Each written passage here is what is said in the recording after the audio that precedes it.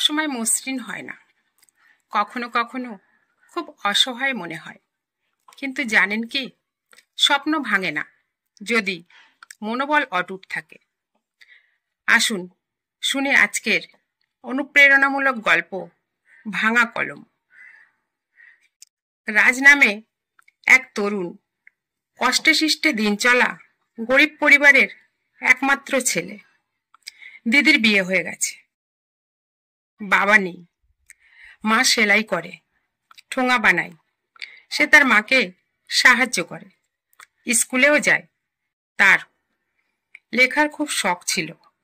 প্রতিদিন টিফিন টাইমে অন্যরা যখন টিফিন খেত, খেলা করত, সে একটা পুরনো কলম দিয়ে গল্প লিখত।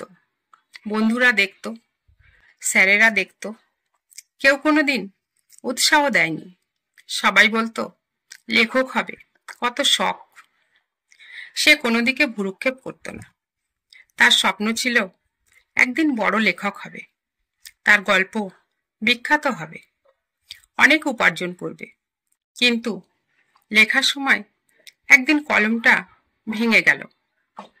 বন্ধুরা দেখে হাসতে লাগলো।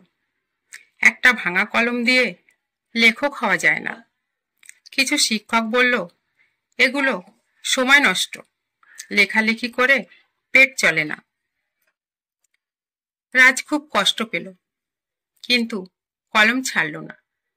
সে ভাঙা কলমের ভিতর থেকে রিফিল খুলে ছোট্ট টুকরো দিয়ে লিখতে লাগলো। কাগজ ভিজে যেত, হাত ব্যথা হতো, কিন্তু তার লেখা থামেনি। বেশ কিছু গল্প সে লিখে ফেলেছে। সে ঠিক করলো প্রকাশকদের কাছে যাবে। অনেকের কাছে গেল, কিন্তু নতুন পরিচয়হীন লেখকের গল্প কেউ প্রকাশ করতে রাজি হলো না। তবুও সে লেখা ছাড়ল না। স্কুল লাইফ শেষ হলো, আর পড়াশোনা হলো না। একদিন হঠাৎ এক মহিলা প্রকাশকের সাথে পরিচয় হলো বইয়ের দোকানে। সব জানার পর সে রাজের গল্প প্রকাশে রাজি হলো। আসলে লেখককে তার ভালো লেগেছিল। বই প্রকাশিত হলো, খুব ভালো বিক্রি হলো, অনেক টাকা পেল, পরিচয় বাড়ল। একের পর এক বই বার হতে লাগলো। বছর কয়েক পরে তার লেখা গল্প জাতীয় পুরস্কার পেল, যেটা সে ভাঙা কলম দিয়ে লিখেছিল। তখন সেই বন্ধুরাই অবাক হয়ে বলল, তুমি এটা কিভাবে করলে?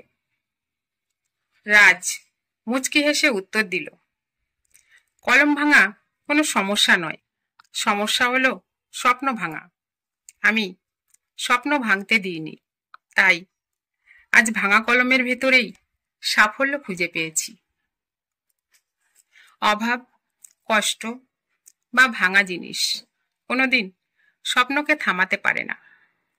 থেমে যায় শুধু সেই যে হাল ছেড়ে দেয়।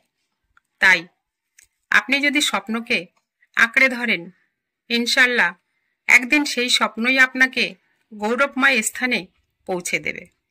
ভিডিওটি ভালো লাগলে লাইক করুন, শেয়ার করুন, সাবস্ক্রাইব করুন। আবার দেখা হবে পরবর্তী ভিডিওতে।